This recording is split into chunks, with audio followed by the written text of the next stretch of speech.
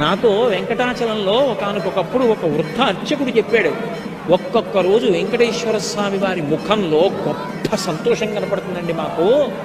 అలా కనపడింది అంటే మేము మరునాడు వస్తున్న వాళ్ళని చూస్తాం, ఎవరో ఒక పరమభక్తుడు వస్తాడు గుడికి అని చెప్పారు. అలాంటి వాడు ఒకడు వస్తాడు, లక్ష్మి.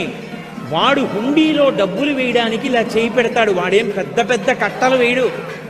వాడు ఒక పావలా కాసో 2 రూపాయలు వదులుతాడు. వాడు వేస్తున్న డబ్బు కోసమని నేను హుండీలో ఇలా చెయ్యి పెడతాను. అది మిగిలిన డబ్బులో పడదు, నా చేతిలో పడుతుంది. అది తీసి ధనదుకు వడ్డీకి ఇచ్చి కుబేరుడి వడ్డీ దాంతో కడతాను. కొంత నేను డబ్బు ఉంచుకుంటాను.